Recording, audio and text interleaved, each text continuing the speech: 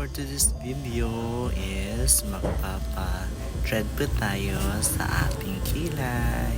Bitaw guys, kanang gi-invite ko sa akong friend pa na magpa-eyelashes. Tapos nag-offer po siya na librehon ko niya. So, muna siya.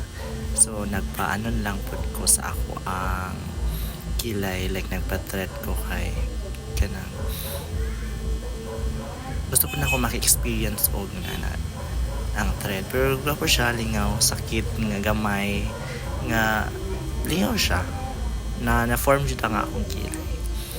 So seryoso ka ko tira kay maulaw ko at first mag video kay lagi na ako ikaw ulaw po ko mag video pag makita tayong tao.